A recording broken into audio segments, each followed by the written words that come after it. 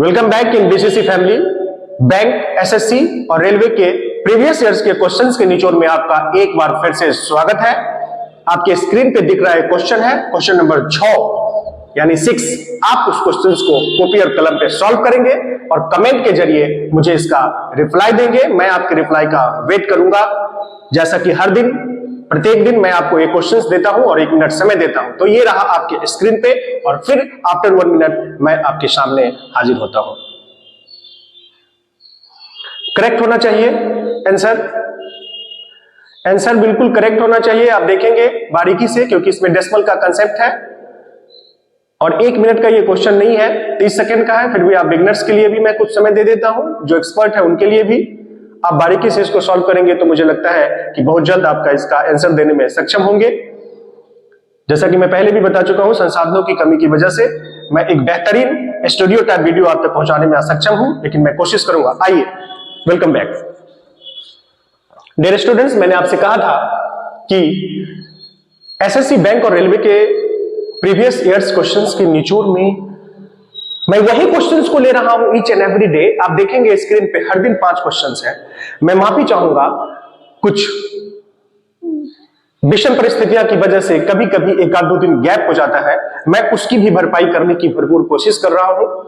मैं खुद भी टेक्नोलॉजी को थोड़ा थोड़ा डेवलप कर रहा हूं। जैसा होगा मैं आपको ईच एंड एवरी डे एक वीडियो आप तक पहुंचाने की भरपूर कोशिश करूंगा। और मेरा आपसे निवेदन है, मेरा आपसे आग्रह है कि यदि आपको मेरा वीडियो पसंद आए, यदि आपको मेरा वीडियो अच्छा लगे तो शेयर करें, सब्सक्राइब करें और लाइक जरूर करें। और सब्सक्राइब पे जाकर के ऑल बटन दबाना ना भूलें, ताकि हर दिन मैं कह रहा हूं, मैं हर दिन की अब बात कर रहा हूं। कुछ विषम परिस्थितियों की वजह से बहुत ज्यादा गैप हो गया था और मैं उन बच्चों का धन्यवाद करना चाहता हूं जिन्होंने बीसीसी परिवार में इंटरेस्ट दिखाया है। और अभी मैं देख रहा हूं कि मेरा 500 सब्सक्राइबर, मैं अपने आप में इसको बहुत बड़ी उपलब्धि मानता हूं, क्योंकि विदाउट संसाधनों के, विदाउट डिसिप्लिन के आपने जो प्यार दिखाया है उसके लिए मैं आपका दिल से आभार व्यक्त करता हूं। आइए क्वेश्चन नंबर 1 की तरफ हम चलते हैं। थोड़ा सा जूम करिएगा। क्वेश्चन 1 डियर स्टूडेंट्स, ये यूनिक क्वेश्चन है, जरा आप ध्यान से देखेंगे और कॉपी और कलम के साथ बैठेंगे। जैसा कि मैं बार बार आपसे कहता हूं कि 5 क्वेश्चंस है, अगर 20 मिनट भी लग जाते हैं ना तो आप टेंशन नहीं लेंगे, क्योंकि इस 5 क्वेश्चन में, इस 5 ही क्वेश्चन में मैं आपको 50 क्वेश्चंस के इक्विवेलेंट डाटा अवेलेबल कराने की कोशिश करूंगा। आप जरा ध्यान दीजिए, दी गई 2 प्राकृत संख्याओं के अंतर का घन, गौर कीजिएगा जरा, बहुत सारे बच्चे यहां कंफ्यूज करेंगे। दी गई प्राकृत संख्याओं के अंतर का घन इतना है, जबकि इन दोनों संख्याओं का गुणनफल 108 है। इन दोनों संख्याओं के घनों का योग क्या होगा? इन दोनों संख्याओं के घनों का योग क्या होगा? मैं आपको इसको मेथड से भी बताने की कोशिश करूंगा और लास्ट में मैं आपको टेक्निक भी बता दूंगा। तो जैसा क्वेश्चन कह रहा है, संख्या के अंतर का घन, जरा ध्यान से देखिएगा, संख्या के अंतर कर दीजिए और इसका घन कर दीजिए। लिख दीजिए आप 1728। डियर स्टूडेंट्स, ये 1728 जो है, जब आप कंपटीटर हैं तो मुझे लगता है, जरा यहां पे लीजिएगा, 1728 यानी 12 का पावर 3 है। तो हम 1728 के बदले डायरेक्ट लिख लेता हूं 12 का पावर 3 बस। आप जानते हैं कि जब पावर समान होता है तो बेस बराबर होता है। जब पावर समान होता है तो बेस बराबर होता है। यानी आपको मिला x - y = 12 और आपसे कह रहा है कि इन्हीं दोनों संख्या का जो गुणनफल है वो 108 है। तो बस सिंपल सी बात है, xy = 108। अब यहां से इस क्वेश्चन के रुख को बदल दीजिए, इसके पैटर्न को आप बदल दीजिए। इसमें आपसे कह रहा है कि मुझे संख्याओं के घनों का योग चाहिए, घनों का योग चाहिए, मतलब अलग अलग संख्या का घन और फिर उसका घन निकालने के बाद उसका योग चाहिए। तो आप देखिए जरा, ये x है, ये y है, ये xy है। तो अगर आप इसको 18 × 6 कर दीजिए तो 18 × 6 108 होता है और 18 में से 6 जाता है तो 12 होता है। दोनों कंडीशन फुलफिल हो गए, दोनों कंडीशन फुलफिल हो गए। आपसे कह रहा है कि मुझे इनके घनों का योग चाहिए, क्या चाहिए मुझे? संख्याओं के घनों का योग चाहिए। तो जरा ध्यान दीजिएगा, अब आपके लिए मैं 18 का पावर 3 कर देता हूं, अब प्लस 6 का पावर 3 कर देता हूं। विदाउट मेथड भी अगर आप बनाना चाहते तो ये क्वेश्चन बन जाता। क्या कर देना था? 18 गुने 18 का, माफ कीजिएगा, विदाउट ऑप्शन भी, विदाउट मेथड भी आप इसको बना सकते थे जब आपके पास ये दोनों संख्या अवेलेबल हो तब। यहां से आपको मेथड की जरूरत ही नहीं है, लेकिन ये मेथड बड़ी फ्रूटफुल होगा आपके लिए। आइए तो आप इसको कर लेंगे। कहता है कि एक पार्क में एक कंपनी द्वारा 10 मीटर ऊंचाई और 48 मीटर आधार व्यास वाला, माफ कीजिएगा, 48 मीटर आधार व्यास है, यानी कहने का सेंस है, जरा ध्यान दीजिएगा, आपका जो रेडियस है वो हो जाएगा 24। क्वेश्चन को पूरा जूम करिएगा, आपका जो रेडियस है वो हो जाएगा 24। जरा ध्यान से देखिएगा, एक पार्क में एक कंपनी द्वारा 10 मीटर ऊंचाई और 48 मीटर आधार व्यास वाला एक शंक्वाकार तंबू लगाया गया था। तंबू का वक्रीय पृष्ठ क्षेत्रफल क्या है? डियर स्टूडेंट्स, आप शंकु को अगर सबसे बेहतर समझना चाहते हैं तो जो आइसक्रीम होता है कोन वाला, वही शंकु होता है। और शंकु को जब आप ऐसे लगाते हैं ना, तो शंकु नीचे का स्पेस ऑक्युपाई नहीं करता है। शंकु नीचे का स्पेस ऑक्युपाई नहीं करता है। शंकु नीचे का स्पेस ऑक्युपाई नहीं करता है, यानी यहां पर वक्र पृष्ठ कह रहा है। मैंने चैप्टर में अक्सर इस बात का जिक्र करता हूं कि वक्र पृष्ठ का मतलब कि इसके नीचे का पार्ट और ऊपर का पार्ट छोड़ दीजिए। तो शंकु नीचे जो जगह छेदता है उसको हम आधार कहते हैं। कैसा आधार कहते हैं? वृत्ताकार आधार कहते हैं। कैसा आधार कहते हैं? वृत्ताकार, यानी वो जगह खाली है। वो जगह क्या है? खाली है, उस जगह में कुछ नहीं है। तो आपको क्या चाहिए? वक्र पृष्ठ क्षेत्रफल होता है पाई आर एल। जरा ध्यान से देखिएगा, तो आपका 48 है, रेडियस 24 हो गया। ऊंचाई आपका 10 है, जरा ध्यान दीजिएगा, ऊंचाई आपका 10 है।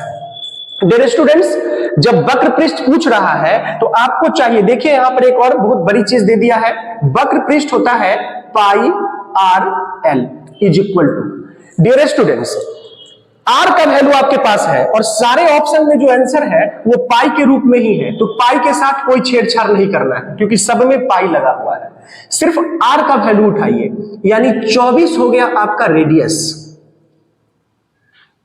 और जो आपका ऊंचाई है, जो आपका ऊंचाई है वो 10 है। जो आपका ऊंचाई है वो कितना है? 10 है। जो आपका ऊंचाई है, जो आपका ऊंचाई है वो 10 है। तो एल के लिए हम लोग क्या करते हैं, देखिएगा जरा ध्यान से, मैं पूरा ऑपरेशन कर देता हूं। एल के लिए हम करते हैं आर का स्क्वायर और प्लस हाइट का स्क्वायर, 576 प्लस 100 10 का स्क्वायर, यानी 676 का वर्गमूल होता है, 676 का वर्गमूल होता है 26।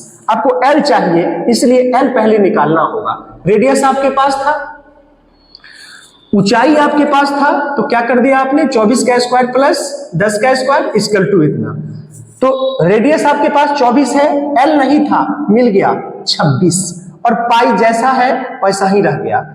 एक बार फिर से, एक पार्क में कंपनी द्वारा 10 मीटर ऊंचाई और 48 मीटर आधार व्यास वाला, यानी ये व्यास है इसलिए इसका आधा कर दिए तो आपका त्रिज्या आ गया, और ऊंचाई 10 है, तो आर आपके पास है, ऊंचाई आपके पास है, तो आपका एल का वैल्यू आ गया कितना? 26। कैसे आया वो भी मैंने जिक्र कर दिया। अब जरा ध्यान दीजिएगा, मैं अक्सर यूनिट प्लेस का जिक्र करता हूं, कोई जरूरत नहीं है मेरे दोस्त इसको मल्टीप्लाई करने का, कोई जरूरत नहीं है। 6 चौका 24, मैं देख रहा हूं कि 24, 6 चौका 24, इकाई अंक पे 4 सिर्फ यहां है, इसलिए आपको मल्टीप्लीकेशन से बच जाना है। जादू है कि नहीं? तो थोड़ा सा अगर वीडियो अच्छा लगे तो बीच बीच में मैं आपसे यही निवेदन करना चाहूंगा कि प्लीज आपने जो प्यार दिखाया है विदाउट डिसिप्लिन, मैंने रेगुलर वे पे वीडियो नहीं डालता हूं, फिर भी आपने जो मेरे वीडियो को सब्सक्राइब करके 500 को क्रॉस करने वाले हैं हम लोग, इसके लिए मैं आपको दिल से धन्यवाद देता हूं। और ये प्यार मेरे लिए बना के रखिए। मैं बहुत जल्द खुद अपने आप को अप टू डेट कर रहा हूं, अपनी कमजोरियों पे काम कर रहा हूं, अपनी वीकनेस पे काम कर रहा हूं, और मेरा आपसे भी नम्र निवेदन है, आप बच्चे से भी नम्र निवेदन है मेरा, कि आपकी जो भी वीकनेस है उसी को आप मजबूती बना लीजिए। जिस वीकनेस की वजह से लोग आप पर प्रहार करेंगे उसको आप हथियार बना लीजिए, और उस हथियार का इस्तेमाल आप अपने करियर को बनाने में करिए, आपका जीवन सफल हो जाएगा। आइए तो डियर स्टूडेंट जरा ध्यान दीजिएगा, एक क्वेश्चन है यहाँ पे, सिंप्लीफाई द गिवन एक्सप्रेशन। मैं यहां इधर उधर की बात ना करते हुए मैं डायरेक्ट आपको एक फॉर्मूला की तरफ ले चलता हूं और आप इसको कॉपी में नोट करेंगे। मैं बार बार कहा हूं कि ये यूनिक क्वेश्चन है, आप ध्यान दीजिएगा। जैसे देखिए, अगर आप इसको ए मान लेते हैं तो ये बी हो जाएगा, और अगर यही 326 कहीं और है तो वह भी ए हो जाएगा, और यही 222 कहीं और है तो वह भी बी हो जाएगा, फिर 326 ए हो जाएगा और ये बी हो जाएगा। आप फॉर्मूला भी नोट कर लीजिएगा, मैं यहीं पे डील कर देता हूं, तेरा ध्यान से। ए प्लस बी का होल स्क्वायर और ए माइनस बी का होल स्क्वायर, देयर इस बीच में माइनस है, इसको आप जरूर देखिएगा। अगर आप एक्सपर्ट हैं, थोड़ी बहुत मैथ्स की जानकारी है तो याद करने से भी आप बच जाएंगे, आपका फॉर्मूला भी याद हो जाएगा और जल्दी से इस क्वेश्चन को बनाने में आप सक्षम भी हो जाएंगे। तो इसका जो फॉर्मूला होता है मेरे दोस्त, ये होता है 4ab, ध्यान रखना, a plus B minus a minus B, यानी इसमें जो -2ab आएगा, ये पहले वाले जो माइनस लगा हुआ है उससे गुना होकर वो +2ab हो जाएगा, और इसमें +2ab जो आएगा, यानी 2ab + 2ab कितना, 4ab। अब बाकी सब कहां गया सर, तो a स्क्वायर प्लस में, ये a स्क्वायर माइनस में कैंसिल, b स्क्वायर प्लस में, जब इधर से माइनस से गुना होगा तो माइनस बन गया, यानी प्लस माइनस होके कैंसिल। आसान है। अब देखिए, मैं फॉर्मूला भी बता दिया और ऑपरेशन भी कर दिया। 4ab, कोई जरूरत नहीं है इतने लंबे लंबे संख्या को ढोने का। मैं बार बार कह रहा हूं, इस क्वेश्चंस को बनाने के लिए सिर्फ 15 सेकंड की जरूरत है। कितने सेकंड की जरूरत है, 15 सेकंड्स। अब देखिए, नीचे है आपका AB लेके चलने से कितना आसान हो गया। अब इस AB से AB को क्रॉस कर दीजिए और आपका आंसर आ गया 4। देखिए कितना सिंपल। कॉपी के साथ बैठेंगे, अगर फॉर्मूला लिखना हो तो आप कॉपी में ऐसे लिखेंगे, a प्लस बी का whole square minus a minus B का whole square equal to 4ab equal to 4ab। अगर आप लिखना चाहते हैं तो मैं थोड़ा लिख भी देता हूं, a प्लस बी का होल स्क्वायर, माफ कीजिएगा, a प्लस बी का whole square minus a minus B का होल स्क्वायर, इसका फॉर्मूला होता है 4ab। थोड़ा सा यहां देखिएगा, a प्लस बी, ध्यान देंगे, ये फॉर्मूला लिख रहा हूं, क्वेश्चन में बना दिया। मैं बार बार कहा हूं कि मैं एक क्वेश्चंस के साथ बहुत सारी बातों आप तक पहुंचाने की कोशिश करूंगा, थोड़ा सा एकाग्रता के साथ। a प्लस बी और प्लस a माइनस बी, जरा गौर कीजिएगा, यहां माइनस है, यहां प्लस है। आप इसका ऑपरेशन करके देख सकते हैं घर पे क्यों ऐसा होता है। फिलहाल आप फॉर्मूला पर ध्यान दीजिए। तो इसका जो फॉर्मूला होता है वो होता है मेरे दोस्त 2 × a square plus b square. मैंने कहा था कि मैं एक क्वेश्चन नहीं बताऊंगा, एक क्वेश्चन से निकलने वाले जितनी भी कहानी बनेगी, मैं उस सारी कहानी को आप तक पहुंचाने की कोशिश करूंगा। और मैं फिर से आपसे कह रहा हूं कि प्लीज मेरा वीडियो अच्छा लगे, अगर मेरा कंटेंट आपको पसंद आए तो प्लीज संकोच नहीं करिए।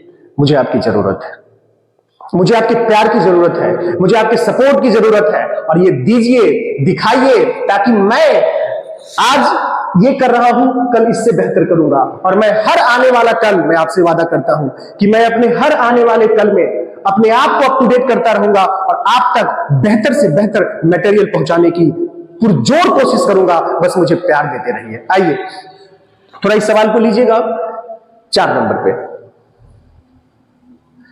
ध्यान से सवाल को पढ़िएगा जरा। इसमें कह रहा है कि यदि 5 वर्षों के लिए साधारण ब्याज मूलधन के 25% के बराबर है। मैथमेटिक्स बनाने का सबसे जो पहला फंडा होता है ना, आप लोग समझ नहीं पाते हैं। आप लोग क्या करते हैं कि जस्ट लाइक एक युद्ध के मैदान में तलवार लेके जाना है, अब भीड़ जाना है, जिसको मन है उसको उड़ा देना है। ऐसे नहीं होता है मैथमेटिक्स। मैथमेटिक्स का मतलब ही होता है कि आप पहले एकाग्रता के साथ पढ़िए। डियर स्टूडेंट्स, इस एकाग्रता की जरूरत मुझे भी है, आपको भी है, और हर उस बच्चे को है जो कंपटीशन की तैयारी कर रहे हैं। मुझे भी है। अगर मुझ में एकाग्रता नहीं होगी, मुझ में कंसंट्रेशन नहीं होगी, तो मैं आप तक सही मटेरियल पहुंचाने में असक्षम हो जाऊंगा। तो मैं खुद पे काम कर रहा हूं। मैं पहले ही कहा कि मुझे अपनी कमजोरियों पे काम करने दीजिए, आप अपनी कमजोरियों पे काम करिए।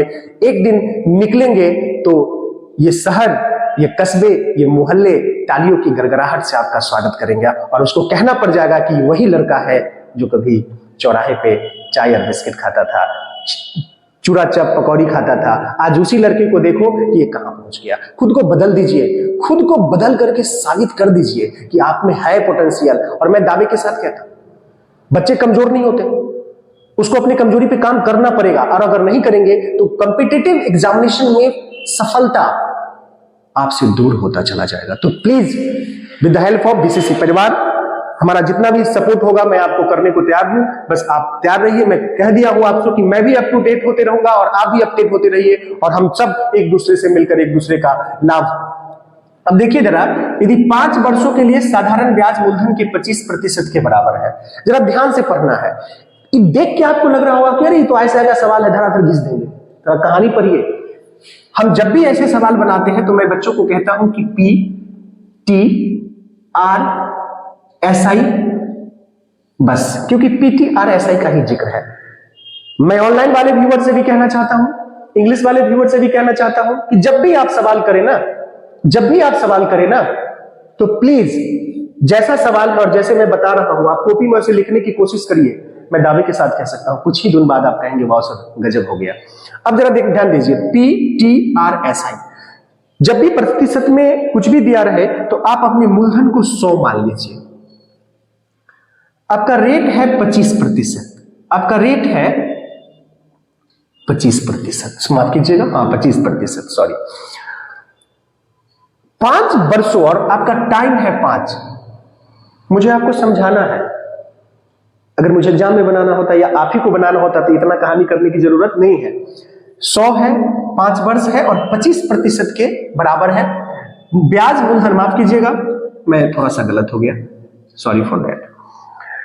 साधारण ब्याज मूलधन के 25% के बराबर है।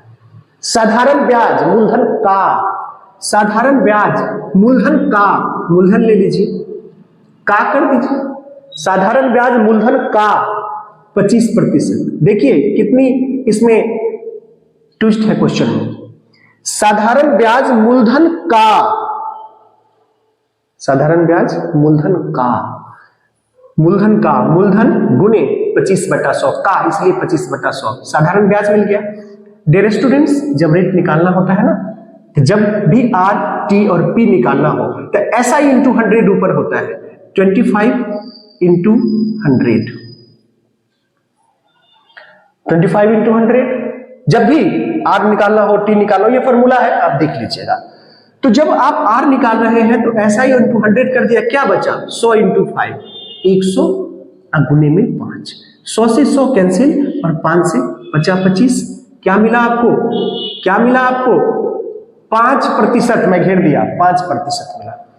अब कहानी में अब मोड़ आ रहा है, जरा ध्यान दीजिएगा। आपसे रेट नहीं पूछा है, आपसे कह रहा है कि डैश वर्षों के बाद ब्याज मूलधन के बराबर होगा, डैश वर्षों के बाद ब्याज मूलधन के बराबर होगा, डैश वर्षों के बाद ब्याज मूलधन के बराबर होगा। मैं मैथ्स में एक चीज का अक्सर जिक्र करता हूं कि आपको कुछ नहीं सीखना है, सिर्फ आप मैथ्स में बराबर करना सीख जाइए। तो बराबर का मतलब है कि जो लेफ्ट साइड वाले के प्लेट में मिठाइयां हैं वही मिठाइयां राइट साइड वाले के प्लेट में भी होना चाहिए, नंबरिंग में भी सेम होना चाहिए और टेस्ट में भी सेम होना चाहिए। दैट इज इक्वल, मैथ्स में वही है। तो यहां कह रहा है अगला लाइन, डैश वर्षों के बाद ब्याज मूलधन के बराबर होगा। यहां ब्याज का सेंस इंटरेस्ट नहीं, माफ कीजिएगा, यहां ब्याज का सेंस रेट नहीं, दर नहीं, ब्याज मतलब SI।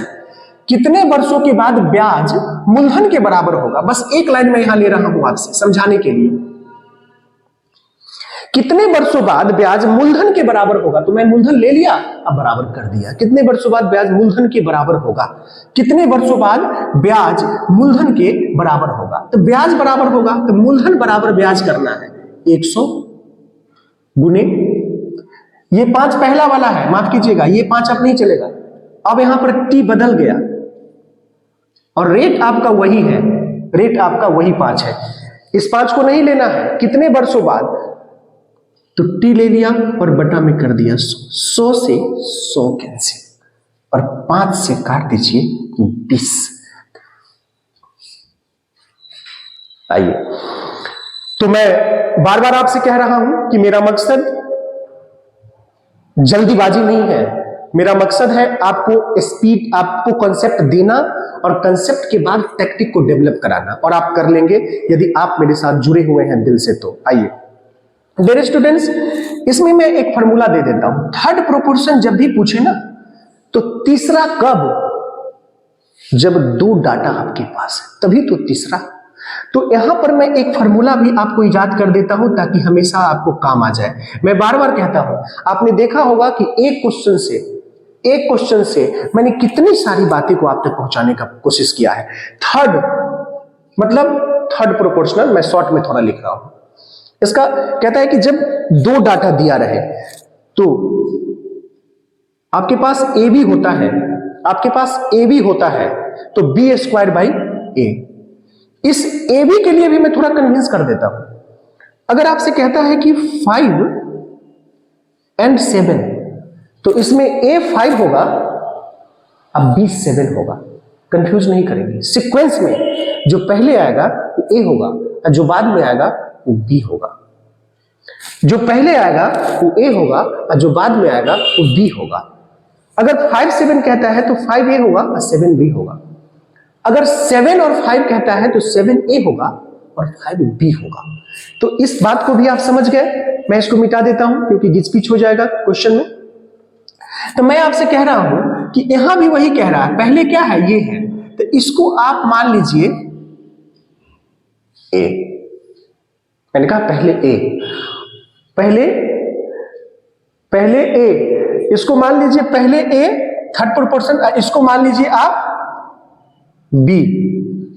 अब देखिए फॉर्मूला है आपका, जरा ध्यान दीजिएगा, मैं यहीं से रूट निकालता हूं, ये कॉपी में जरूर आपका नोट होना चाहिए। बी स्क्वायर यानी एक्स माइनस वाई का जब होल स्क्वायर करेंगे तो इसको दो बार लिख सकते हैं। क्यों लिखा जरा समझिएगा। बी स्क्वायर यानी बी है तो बी स्क्वायर करें तो एक्स माइनस वाई का whole square.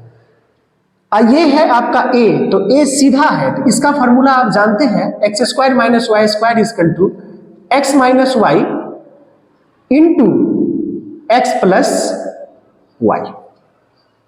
X minus Y से एक एक्स माइनस वाई कट गया, आपके पास बचा एक्स माइनस वाई बटे में एक्स प्लस वाई। आपके पास बचा एक्स माइनस वाई बटे में एक्स प्लस वाई। 6 नंबर में आपसे बनवा चुका हूं। तो फिर मैं इसी क्वेश्चंस की समाप्ति के साथ मेरा फिर से एक बार निवेदन है आपसे कि यदि आपको मेरा वीडियो अच्छा लगे कि आपके लिए फ्रूटफुल है, मुझे आपकी जरूरत है।